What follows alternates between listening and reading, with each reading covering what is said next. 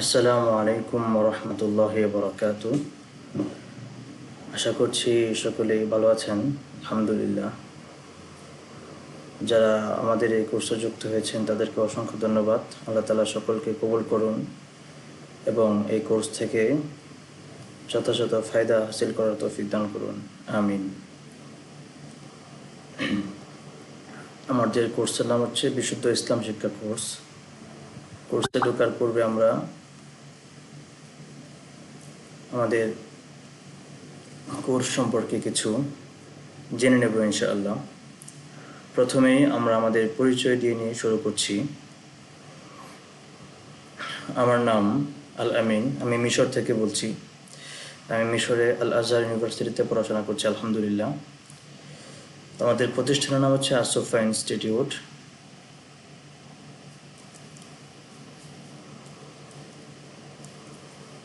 আমাদের আসোফা ইনস্টিটিউট একটি সম্পূর্ণ অনলাইন ইসলামী শিক্ষা প্রতিষ্ঠান, যার লক্ষ্য কোরআন ও সুন্নাহর আলোকে বিশুদ্ধ ইসলামী জ্ঞান মানুষের কাছে সহজে পৌঁছে দেওয়া ইনশাআল্লাহ। আমরা শিশু, কিশোর, যুবক, যুবতী এবং সকল মুসলিম ভাই বোনদের জন্য একটি শিক্ষা পরিবেশ গড়ে তুলতে কাজ করছি, যেখানে ঘরে বসেই নির্ভরযোগ্য ইসলামী শিক্ষা অর্জন করা সম্ভব ইনশাআল্লাহ। আমাদের লক্ষ্য হলো আমরা যেন সমাজের মধ্যে বিশুদ্ধ আকীদা ও আমলকে শিক্ষা দিতে পারি। কোরআন ও সুন্নাহ ভিত্তিক যেন আমাদের জ্ঞান প্রচার করা হয়। দৈনন্দিন জীবনে ইসলামের সঠিক অনুশীলন নিশ্চিত করা, নতুন প্রজন্মকে ইসলামী মূল্যবোধে গড়ে তোলা, প্রত্যেক মুসলিমের কাছে বিশুদ্ধ ইসলামিক জ্ঞান পৌঁছে দেওয়া ইনশাআল্লাহ। আল্লাহ তাআলা আমাদের তৌফিক দান করুন, আমিন।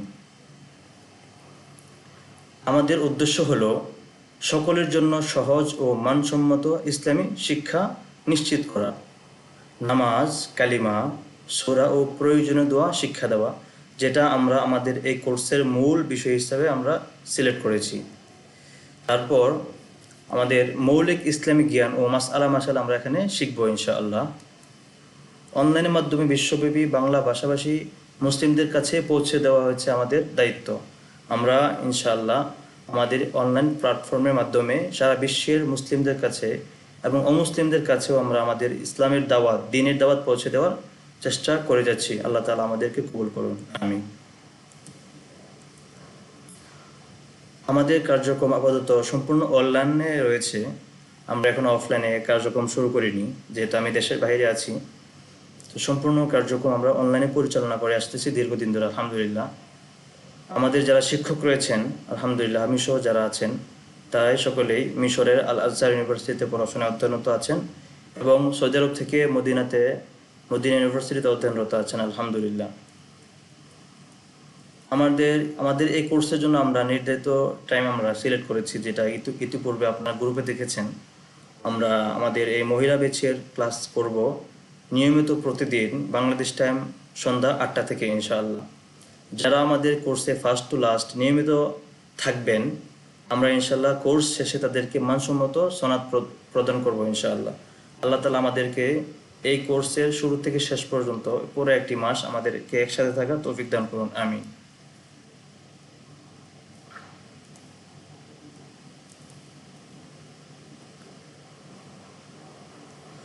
আমরা এই বিশুদ্ধ ইসলাম শিক্ষা কোর্সের পাশাপাশি আরও অনেকগুলো কোর্স আমরা পরিচালনা করে আসতেছি। আমাদের 1 নম্বরে রয়েছে বিশুদ্ধ ইসলাম শিক্ষা বিভাগ, 2 নম্বরে রয়েছে বিশুদ্ধ কায়দা বা মক্তব শিক্ষা বিভাগ, 3 নম্বরে রয়েছে কোরআন রিডিং তথা নাজারা বিভাগ, 4 নম্বরে রয়েছে কোরআন মুখস্থ তথা হিফজ বিভাগ, 5 নম্বরে রয়েছে কোরআনের ভাষা শিক্ষা বিভাগ মাদানী নিসাব প্রথম বর্ষ, 6 নম্বরে রয়েছে স্পোকেন ইংলিশ বিভাগ।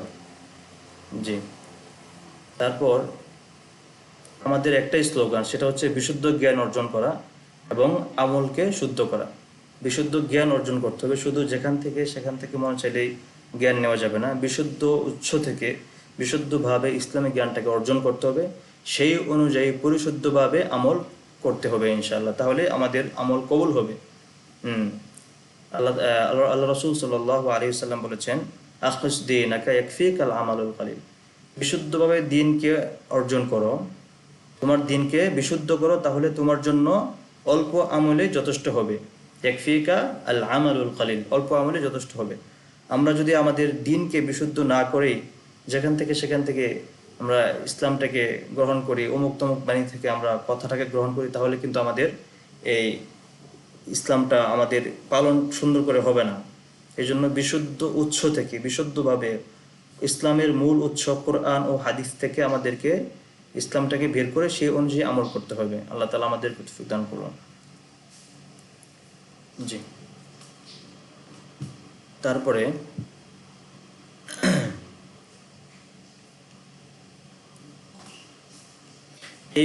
এই পর্যায়ে আমরা জানব বিশুদ্ধ ইসলাম শিক্ষা। আমাদের এই কোর্স যে মূল শিরোনামে আমরা এই কোর্সটিকে সাজিয়েছি, বিশুদ্ধ ইসলাম বলতে কি বোঝানো হয়।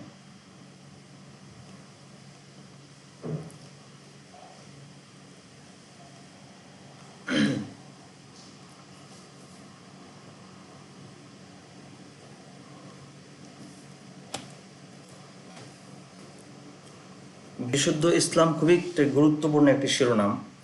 শুধু ইসলাম মনে মনে আমি মুসলমান, আমি মুসলিম, এটা দাবি করলেই একজন মানুষ মুসলিম হয়ে যায় না। হ্যাঁ, আমি মুসলিমের ঘর থেকে জন্মগ্রহণ করেছি, এটা দাবি করলেই কেউ মুসলিম হয়ে যায় না। তাকে দ্বীনের পূর্ণাঙ্গ নিয়ম, আহকাম, বিধিবিধান এগুলো মেনে, ইসলামের সবগুলো শর্ত শারায়েত মেনে ইসলাম পালন করাটাকে ইসলাম বলে। ঠিক আছে, আমরা এখন প্রথমে জানব বিশুদ্ধ ইসলাম কি। ইসলাম শব্দের অর্থ হচ্ছে, ইসলাম শব্দটি আসিলম ও ইসতিলাম থেকে এসেছে, যার অর্থ হলো আল্লাহর কাছে আত্মসমর্পণ করা। যখন কোনো মানুষকে পুলিশ পাকড়াও করে, তখন সে হাত দুটাকে এভাবে পিছনে দিয়ে কি করে, সে আত্মসমর্পণ করে, মানে তার কোনো ইখতিয়ার থাকবে না, সে একেবারে লুটিয়ে পড়লো, আত্মসমর্পণ করলো, উপরের ব্যক্তি যা বলবে সেটাই সে মানবে। এটাই হচ্ছে ইসলাম। অর্থাৎ ইসলাম হচ্ছে আল্লাহ তাআলার কাছে পরিপূর্ণভাবে নিজেকে সঁপে দেওয়া, আত্মসমর্পণ করা, আল্লাহ তাআলা যা বলবেন সেটাকেই মেনে নেওয়া, একমাত্র আল্লাহর ইবাদত করা। আমাদের সমাজের মধ্যে অনেকে আছে যারা কবর পূজা করে, মাজার পূজা করে, শায়েখ পূজা করে, হুজুর পূজা করে, অনেক অলি পূজা করে। ঠিক আছে, আরও নানান ধরনের বিভিন্ন বিষয় আছে। তো এই সমস্ত বিষয় থেকে বের হয়ে একমাত্র আল্লাহর ইবাদত করতে হবে। আল্লাহর কোরআন রসুলের সুন্নাহ অনুযায়ী জীবনটাকে পরিচালিত করতে হবে। আল্লাহ তাআলার বিধানের প্রতি আনুগত্য প্রকাশ করতে হবে। আল্লাহ তাআলা কোরআনে কি বলেছেন, তিনি আমার জন্য কোরআন নাজিল করেছেন, এই কোরআনে তিনি কি বলতে চাচ্ছেন সেটাকে কি করতে হবে, নিজের মধ্যে ধারণ করতে হবে, সেই অনুযায়ী আমল করতে হবে ইনশাআল্লাহ। তারপরে আমি কিন্তু কোর্স আমাদের ক্লাসের শেষের দিকে আমি প্রশ্ন করতে পারি যে বিশুদ্ধ ইসলাম কি, একজনকে উত্তর দিতে হবে। আচ্ছা, এই জন্য ক্লাসগুলো কি খুবই মনোযোগ সহকারে আমরা শুনবো এবং খাতার মধ্যে নোট করবো ইনশাল্লাহ। যাদের কাছে খাতা নেই তারা খাতা নিয়ে বসি, তাহলে খুবই উপকার হবে। ঠিক আছে, আচ্ছা, এখন আমরা জানবো বিশুদ্ধ ইসলামের সংজ্ঞা। ঠিক আছে, বিশুদ্ধ ইসলাম বলতে কি বোঝায়।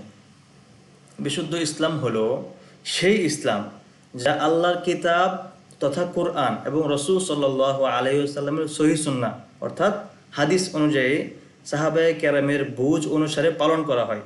অর্থাৎ সাহাবায়ে কেরাম ইসলামটাকে যেইভাবে পালন করে গিয়েছেন সেইভাবে ইসলাম পালন করার নামই হলো কি, বিশুদ্ধ ইসলাম। ঠিক আছে, যেমন দলিল হচ্ছে আল্লাহ তাআলা কোরআনে বলেছেন ফাইন আমানু, অর্থাৎ যদি তারা ঈমান আনে, মানে তারা বলতে রাসূলের পরবর্তী যুগের লোকেরা, ফাইন আমানু যদি তারা ঈমান আনে বিমিসলিমা আমানতুম, মানে হে সাহাবাগণ তোমরা যেইভাবে ঈমান এনেছ অনুরূপভাবে যদি তারা ঈমান আনতে পারে ফাকাদ ইহতাদাও, তাহলেই তারা কি হলো, সঠিক পথ প্রাপ্ত হলো, তাহলেই তারা হেদায়েত প্রাপ্ত হলো। অর্থাৎ এখান থেকে বোঝা গেল আমরা ঈমান আনতে হবে কাদের মতো, সাহাবাদের মতো। সাহাবারা যেভাবে ঈমান এনেছিলেন আমাদেরকে সেইভাবে ঈমান আনতে হবে। আল্লাহ তাআলা আমাদেরকে সেই তৌফিক দান করুন, আমিন। আমরা এই কোর্সের এখন আমরা বিশুদ্ধ ইসলাম শিক্ষা সম্পর্কে জানবো। তারপর কিছুক্ষণ পরে আমরা আমরা কালিমা সম্পর্কে আমরা একটু অনুশীলন করব। তারপরে আমরা কোরআন থেকে সূরা আমরা প্র্যাকটিস করব। আজকে একটি সূরা আমরা প্র্যাকটিস করব, ঠিক আছে? কারণ অনেক মুসলিম আছে, সে কালিমা পড়তে জানে না, মুসলিম শুদ্ধভাবে কালিমা পড়তে জানে না, কালিমার অর্থ জানে না। হ্যাঁ, আমি গতকাল একজন বাচ্চার ক্লাস নিচ্ছিলাম আমেরিকা থেকে। সে একটি মুসলিম ঘরে জন্মগ্রহণ করেছে। আমি বললাম, বাবা তুমি কালিমাটা বলো তো। কালিমা বলতে পারে না। একজন বাবা মা তাকে জন্মদান করেছে, কিন্তু মুসলিম হিসেবে তাকে কালিমা শিক্ষা দিতে পারেনি, ঠিক আছে? মুসলিম হিসেবে তাকে কালিমা শিক্ষা দিতে পারেনি। এখান থেকে বর্তমান সমাজের বাবা মাদের ব্যর্থতা বোঝা যায়, ঠিক আছে? যে আমি মুসলিম হলেই চললো না, আমার সন্তানকে কি করতে হবে? মুসলিম বানাতে হবে, তাকে কালিমা শিখাতে হবে, তাকে দিন ধর্ম কোরআন হাদিস শিখাতে হবে। কোরআন হাদিসের জন্য মাদ্রাসায় ভর্তি করাতে হবে, এটাই নিয়ম না, এটাই করতে হবে এরকম না। ঘরে বসেও কি করা যায়? অন্য কোনো ভাবেও কোরআন শিক্ষা দেওয়া যায়। যারা সন্তানদেরকে মাদ্রাসায় দিতে চান না বা দিতে পারেন না বিভিন্ন কারণে, তারা চাইলে বিভিন্ন মাধ্যম আছে, সেই অনুযায়ী তাদের সন্তানকে ইসলাম শিক্ষা দিতে পারেন। আমাদের বিশুদ্ধ ইসলামের উৎস কি? ঠিক আছে, অমুক তমুক থেকে ইসলামটাকে শুনে পালন করলে হবে না। মূল উৎস থেকে আমাদেরকে ইসলামটা শিখতে হবে। ইসলামের মূল উৎস তিনটি। ইসলামের মূল উৎস কয়টি? ইসলামের মূল উৎস হলো তিনটি। নাম্বার 1, আল কোরআন, আল্লাহর বাণী ইসলামের প্রথম উৎস। দলিল হচ্ছে ইন্না হাযাল কোরআন ইয়াহদি লিল্লাতি হিয়া আকওয়াম, নিশ্চয়ই এই কোরআন সর্বাধিক সরল পথের দিশা দেয়। 2 নম্বর উৎস হলো সহিহ সুন্নাহ, রাসূল সাল্লাল্লাহু আলাইহি ওয়াসাল্লামের কথা, কাজ ও অনুমোদন। দলিল হচ্ছে ওয়ামা আতাকুমুর রাসূলু ফাখুযু, আল্লাহ তাআলা বলছেন রাসূল তোমাদের যা দেন তা গ্রহণ করো। অর্থাৎ আল্লাহ রাসূল আমাদেরকে যা বলেছেন সেটাকে গ্রহণ করতে হবে, আমাদের দায়িত্ব, ঠিক আছে? এটা হচ্ছে ইসলামের 2 নম্বর উৎস। তারপর 3 নম্বর উৎস হলো সাহাবায়ে কেরামের বুঝ। আল্লাহ রাসূল সাল্লাল্লাহু আলাইহি ওয়াসাল্লামের সাথে যারা ছিলেন, তারা ছিলেন পৃথিবীর জমিনে সবচেয়ে ভালো মানুষ। তাদেরকে আল্লাহ তাআলা ইসলামের জন্য নির্বাচন করেছেন। তাদের কাছে আল্লাহ তাআলা ইসলামটাকে আমানত স্বরূপ দিয়েছেন। বিশ্বের মধ্যে অনেক হাজার হাজার মানুষ রয়েছে, আল্লাহ তাআলা তাদেরকে কিন্তু ইসলামের জন্য নির্বাচন করেননি। তাদেরকে আল্লাহ রাসূল সাল্লাল্লাহু আলাইহি ওয়াসাল্লামের বন্ধু হিসেবে নির্বাচন করেননি, একমাত্র আরবের ওই সমস্ত লোকদেরকে করেছে। হ্যাঁ, যারা সবচেয়ে বেশি আমানতদার ছিলেন, সবচেয়ে বেশি গ্রহণযোগ্য ছিলেন, সবচেয়ে বেশি বিশ্বস্ত ছিলেন।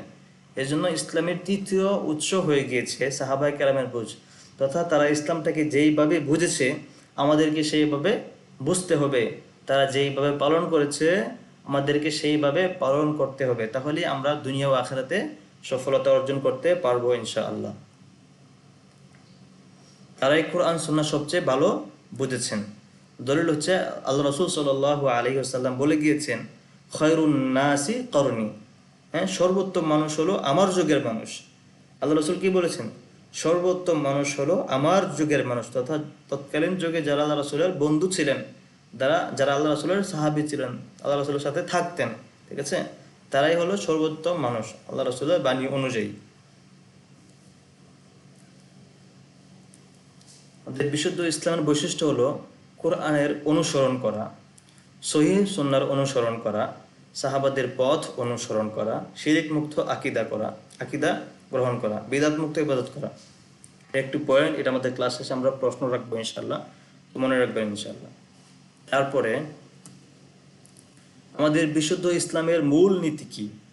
মূল নীতি হলো নাম্বার 1, তাওহীদ, শুধুমাত্র আল্লাহর ইবাদত করা। ইবাদতের মধ্যে কাউকে শরীক করা যাবে না, কারোর সামনে মাথা নত করা যাবে না, কারোর কাছে আনুগত্য করা যাবে না। একমাত্র আল্লাহ তাআলার সামনেই কি করতে হবে? মাথা ঝুঁকাতে হবে। একমাত্র আল্লাহ তাআলার জন্যই ইবাদত করতে হবে। 2 নম্বর হলো রাসূল সাল্লাল্লাহু আলাইহি ওয়াসাল্লামের অনুসরণ, সেই অনুযায়ী ইবাদত হবে, সুন্নাহ অনুযায়ী ইবাদত করতে হবে। 3 নম্বর হলো বিদআত বর্জন করতে হবে। দিনের মধ্যে নতুন কিছু সংযোজন করা যাবে না। মনে চাইলো একটা কাজ আমি দিনের মধ্যে ঢুকিয়ে দিলাম, ভাবলাম যে এটা তো ভালো কাজই, করলে সব হতে পারে, এটা মনে করে নতুন করে দিনের মধ্যে কোনো কিছু প্রবেশ করানো যাবে না। একমাত্র হাদিসের মধ্যে যেগুলো আছে সেগুলোকেই আমরা ধর্ম হিসেবে পালন করতে পারবো। কোরআনের মধ্যে যেগুলো আছে, সাহাবাদের বুঝের মধ্যে যেগুলো আছে, সেগুলোই আমরা কি করতে পারবো, আমাদের ধর্ম মনে করে আমরা সেগুলোকে আমল করতে পারবো। নিজের একটা মানে খেয়াল অনুযায়ী একটা রুলস বানিয়ে দিলাম, সেই অনুযায়ী আমল করলাম, অন্যদেরকে আমল করতে বললাম যে অমুক আমলটা, অমুক ওজিফাটা এতবার পড়বা তাহলে এটা হবে পরীক্ষিত আমল। হ্যাঁ, এভাবে বলা যাবে না। পরীক্ষিত আমল হলেই করা যাবে না যদি না আমলটা হাদিসের মধ্যে থাকে, কোরআনের মধ্যে থাকে। ঠিক আছে। তারপরে সাহাবাদের পথ অনুসরণ করতে হবে। আল্লাহ তাআলা কোরআনে বলেছেন, ওয়া'তাসিমু বিহাবলিল্লাহি জামিআ, তোমরা সবাই আল্লাহর রজ্জুকে দৃঢ়ভাবে ধারণ করো। কারা বিশুদ্ধ ইসলামের অনুসারী? এটা একটি প্রশ্ন। কারা বিশুদ্ধ ইসলামের অনুসারী? আহলুস সুন্নাহ ওয়াল জামাআহ, তারা হলেন যারা কোরআন অনুসরণ করে, সহিহ সুন্নাহ অনুসরণ করেন, সাহাবাদের বুঝ অনুসরণ করেন। দলিল হচ্ছে মা আনা আলাইহিল ইয়াউমা ওয়া আসহাবি। আল্লাহ রাসূলকে সেই বিদায়ী হজের দিন জিজ্ঞাসা করা হয়েছিল কারা আহলুস সুন্নাহ ওয়াল জামাআত, তিনি সেদিন বলেছিলেন মা আনা আলাইহি আল ইয়াউম ওয়া আসহাবি, যারা আজ আমার ও আমার সাথীদের পথে থাকবে। মানে আল্লাহ রাসূল যেই জিনিসের উপর ছিলেন, মানে আল্লাহ রাসূল বলতে চাচ্ছেন আমি এবং আমার সাথীগণ, আমি এবং আমার সাথীগণ যেই জিনিসের উপরে রয়েছি, যারা এই জিনিসের উপরে থাকবে, যারা এই মূল নীতির উপরে থাকবে, তারাই হচ্ছে আহলুস সুন্নাহ ওয়াল জামাআহ, মুক্তিপ্রাপ্ত দল, আল ফিরকাতুন নাজিয়া, তারা হচ্ছে আহলুস সুন্নাহ ওয়াল জামাআহ। ইসলামে দলিলের গুরুত্ব কেন, দলিল প্রয়োজন? হ্যাঁ, কারণ আল্লাহ ও রাসূল সাল্লাল্লাহু আলাইহি ওয়াসাল্লামের কথা ছাড়া দ্বীনের কোনো বিষয় গ্রহণযোগ্য নয়। ঠিক আছে। যেখান থেকে মনে চলে একটা বানিয়ে নিয়ে নিলাম, সেটাকে দ্বীন হিসেবে প্রচার করে দিলাম, সেটা হবে না। সরাসরি কি করতে হবে? দলিল খুঁজতে হবে, দলিল। হ্যাঁ, আমাদের কোরআন, আজ পর্যন্ত আমাদের হাতে যে কোরআন রয়েছে, এই কোরআনের সরাসরি দলিল আছে, কার থেকে কে শুনেছে, কার থেকে কে শুনেছে, একবারে আল্লাহ তাআলা পর্যন্ত সনদ, একবারে সিলসিলা অনুযায়ী সনদ রয়েছে। অনুরূপভাবে হাদিসও একই, কোনো হাদিসের দলিল ছাড়া কোনো হাদিস নেই। হাদিসটা কার থেকে কে শুনেছে, কার থেকে কে শুনেছে, সর্বশেষভাবে একবারে লাস্ট যে কিতাবের মধ্যে লিপিবদ্ধ আছে। ঠিক আছে, দলিলগুলো। এই জন্য দলিল খুবই গুরুত্বপূর্ণ। যেমন আল্লাহ তাআলা বলেছেন, ফাইন তানাযাতুম ফি শাইইন ফারুদ্দুহু ইলাল্লাহি ওয়ার রাসূল, কোনো বিষয়ে মতবিরোধ হলে তা আল্লাহ ও রাসূলের দিকে ফিরিয়ে দাও, অর্থাৎ আল্লাহর কোরআন এবং রাসূলের হাদিসের দিকে ফিরে যেতে হবে। আমাদের সমাজে একটি সমস্যা হয়েছে, এর সমাধান কি? এটা আমাদের দেখতে হবে কোথায়? কোরআনে অথবা আল্লাহ রাসূলের হাদিসে। মুসলিমের মূলনীতি কি? মুসলিমের মূলনীতি হলো আগে দলিল, ঠিক আছে, তারপরে মতামত। আগে দলিল, তারপরে মতামত।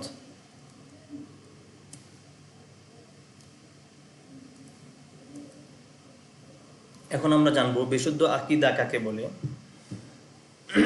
আকীদা কি? আকীদা হলো যে বিশ্বাস হৃদয়ে দৃঢ়ভাবে স্থির হয়ে থাকে, যে বিশ্বাস আমাদের অন্তরের মধ্যে দৃঢ়ভাবে স্থির হয়ে থাকে, তাকে বলা হয় আকীদা, তাকে বলা হয় বিশ্বাস। হ্যাঁ, দৃঢ় বিশ্বাস। ওকে, এটা একটা প্রশ্ন থাকবে আমাদের ক্লাস শেষে আজকে। বিশুদ্ধ আকীদা এর সংজ্ঞা বলতে হবে। ঠিক আছে, আমি একটু পরে আনমিউট করে দিব। ওকে, বিশুদ্ধ আকীদার মূল বিষয় কি? আল্লাহর প্রতি ঈমান আনা, ফেরেশতাদের প্রতি ঈমান আনা, কিতাব সমূহের প্রতি ঈমান আনা। হ্যাঁ, আল্লাহ তাআলা আসমানে যে যতগুলো কিতাব রয়েছে, তাওরাত, জাবুর, ইনজিল, আল কোরআন সহ আরো যতগুলো আসমানি কিতাব রয়েছে, এই কিতাব সমূহের প্রতি ঈমান আনা। রাসূলদের প্রতি ঈমান আনা, শুধু মুহাম্মদুর রাসূলুল্লাহ নয়, তিনি ছাড়াও যত রসুল আল্লাহ তাআলা দুনিয়াতে পাঠিয়েছেন, সমস্ত রসুলকে স্বীকারোক্তি দেওয়া, তাদেরকে বিশ্বাস করা, তাদেরকে আল্লাহর প্রেরিত দূত হিসেবে বিশ্বাস করার নাম হচ্ছে ঈমান। আখিরাতের প্রতি বিশ্বাস করতে হবে। যারা অনেকে মনে করে, যা নাস্তিক সমাজ যারা আছে, যে মৃত্যুর পরে কোনো কিছু নেই, এরকম যারা মনে করে, তাদের কি ঈমান নেই। ঠিক আছে, আখিরাতের প্রতি বিশ্বাস করতে হবে। মানে আমাদের মৃত্যুর পরেও আমাদের কি রয়েছে? আরেকটি জীবন রয়েছে। মৃত্যুর পরেও আমাদের আরেকটি ফলাফলের জায়গা রয়েছে। যারা দুনিয়াতে ভালো কাজ করবে, ইল্লাল্লাযীনা আমানু ওয়া আমিলুস সলিহাত, যারা কি করবে? সঠিকভাবে ঈমান আনবে এবং ভালো কাজ করবে। সঠিকভাবে ঈমান আনবে, ভালো কাজ করবে, আল্লাহ তাআলার বিধিবিধান মানবে, তাদের জন্য রয়েছে কি? আখিরাতে উত্তম প্রতিদান এবং সুন্দর পুরস্কার। তাকদীরের প্রতি ঈমান আনা। হ্যাঁ, তাকদীর কি? আল্লাহ তাআলা আমাদের জন্য আমাদের ভাগ্যে যা লিখে রেখেছেন, সেটাকে বিশ্বাস করতে হবে। একটা কিছু হলো মানে বিশ্বাস করতে হবে এটা আমার ভাগ্যে ছিল। আমার ভাগ্যে ভালো কিছু থাকলে আমার জন্য ভালো কিছু হবে, ভাগ্যে খারাপ কিছু থাকলে আমার জন্য কি হবে, খারাপ কিছু হবে। এই জন্য তাকদীরের প্রতি কি করতে হবে, বিশ্বাস স্থাপন করতে হবে। আল্লাহ তাআলা বলেছেন, আমানার রাসূলু বিমা উনজিলা ইলাইহি মির রাব্বিহি ওয়াল মুমিনুন। হ্যাঁ, আমানার রাসূলু, আল্লাহ রাসূল ঈমান এনেছেন, বিমা উনজিলা ইলাইহি, তার নিকট যা কি করা হয়েছে, নাজিল করা হয়েছে। হ্যাঁ, মির রাব্বিহি ওয়াল মুমিনুন, মানে আল্লাহ তাআলার পক্ষ থেকে আল্লাহ রাসূলের নিকট যা নাজিল করা হয়েছে তার প্রতি আল্লাহর রাসূল এবং মুমিনগণ কি করেছেন, ঈমান এনেছেন, বিশ্বাস স্থাপন করেছেন। আচ্ছা, বিশুদ্ধ ইবাদতকে আমরা এই পর্ব থেকে আগামী ক্লাসে পড়বো ইনশাল্লাহ। আমাদের আগামী ক্লাস হচ্ছে, আজকে হলো কি বার, আজকে হলো বুধবার, আমাদের আগামী ক্লাস হবে শুক্রবার ইনশাআল্লাহ।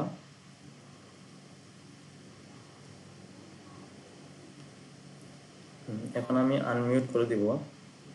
আমাদের ক্লাসের প্রতিদিন একটাই রুলস থাকবে, ক্লাসের শেষের দিকে আমরা ইনশাআল্লাহ আমাদের যে কি বলবো এটাকে, আমরা কালিমা প্র্যাকটিস করব।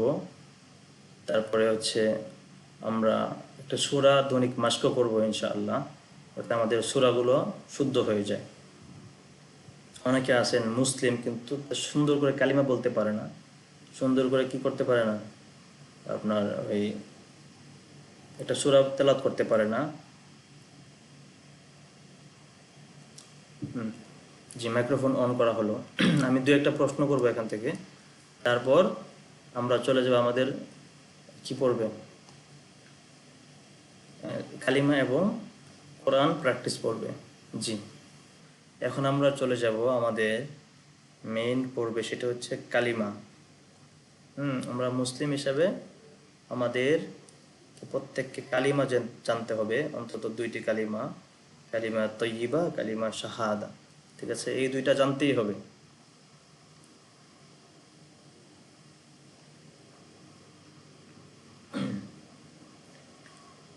ওকে, ইনশাআল্লাহ আমাদের নিয়মিত ক্লাসে ইনশাআল্লাহ আমরা সামনের অধ্যায়গুলো পড়বো। আপনাদের জন্য খুবই সুন্দরভাবে বইগুলো সাজানো হয়েছে, সেই অনুযায়ী আমরা বইগুলো শেষ করার চেষ্টা করবো ইনশাআল্লাহ। ওকে, কালিমা কি, আমাদেরকে জানতে হবে কালিমা কি।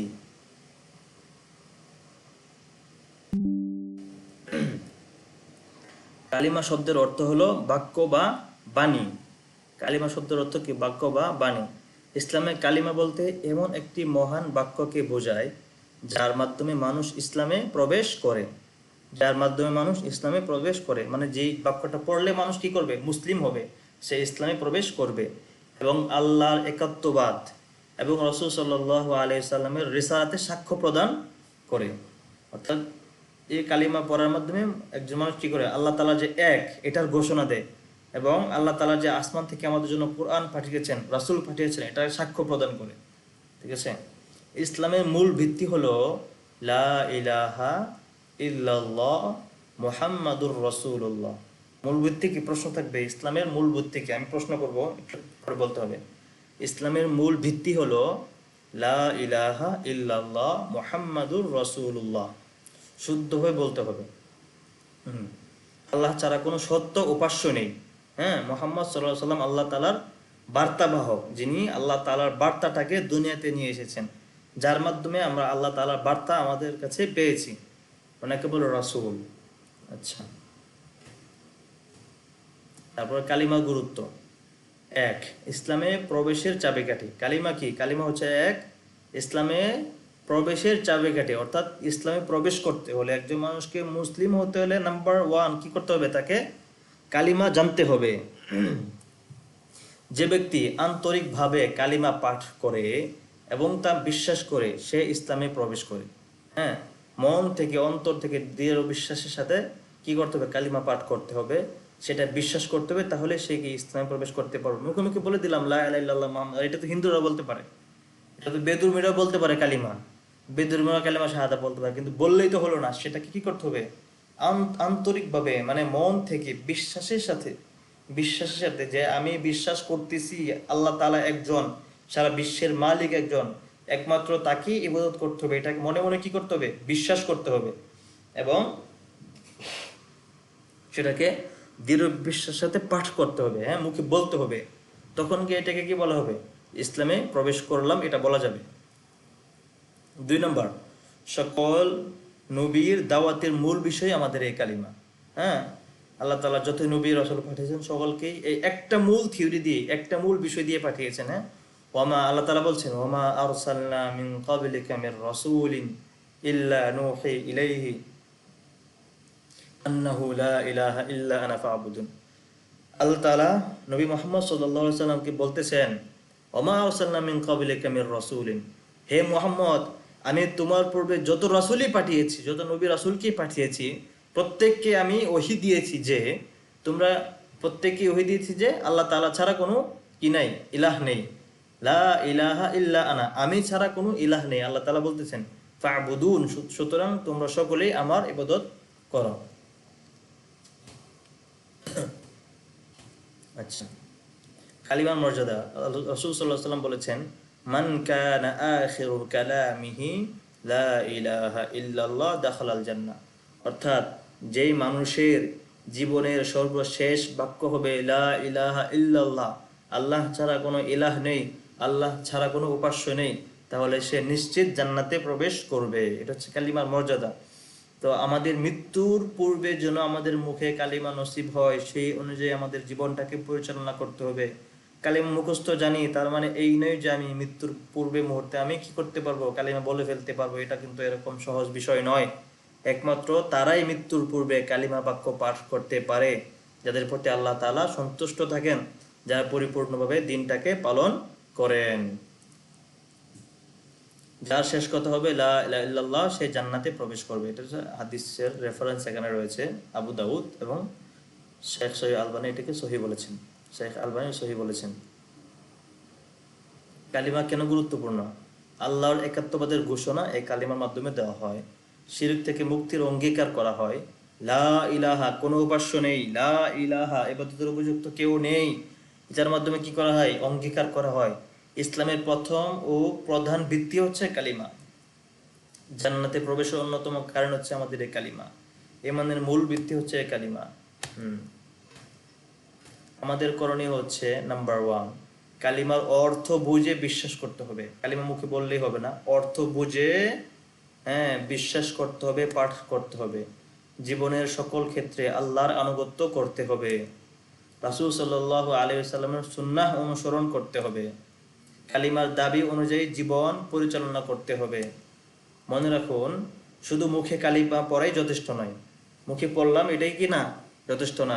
কলিমা তৈবা, কলমা তৈবা লা ইলাহা ইল্লাল্লাহ বললেই হবে না। কি করতে হবে, অর্থ বুঝতে হবে, বিশ্বাস করতে হবে, সেই অনুযায়ী আমলও করতে হবে। এই যে এখন এটা হচ্ছে আমাদের মূল এখানে পয়েন্ট। আমরা এটা এখন প্র্যাকটিস করবো। হ্যাঁ, সকাল আনমিউট করে আমার সাথে জোরে জোরে বলবেন। হ্যাঁ, আজকে আমরা 2টা কালিমা প্র্যাকটিস, কালিমা তৈবা, কালিমা শাহাদাত প্র্যাকটিস। আচ্ছা, শুধু একটা কালিমা, সময় শেষ হয়ে যাচ্ছে। জি, কালিমা তৈবা লা ইলাহা ইল্লাল্লাহ মুহাম্মাদুর রাসূলুল্লাহ উচ্চারণ এখানে দেওয়া আছে, যারা আরবি পড়তে পারেন না। অর্থ, আল্লাহ ছাড়া কোনো সত্য উপাস্য নেই, মুহাম্মদ সাল্লাল্লাহু আলাইহি ওয়াসাল্লাম আল্লাহ তাআলার বার্তাবাহক রাসূল। আচ্ছা, জি, সবাই আনমিউট করবেন। হ্যাঁ, আমি একটু কালিমাটা প্র্যাকটিস করাবো। মুসলিম হিসেবে আমাদের সকলের উচিত শুদ্ধভাবে এটাকে কি করতে, পড়ার চেষ্টা করা। জি, সবাই আনমিউট করে দেই, সবাই আমার সাথে বলতে হবে। হ্যাঁ, লা ইলাহা, আমাদের সর্বশেষ পড়বো আমরা এই ক্লাস, এইটা প্র্যাকটিস করে শেষ করে দেবো। আমরা এখন কোরআন থেকে একটি সূরা প্র্যাকটিস করবো ইনশাআল্লাহ, শুধু একটি সূরা।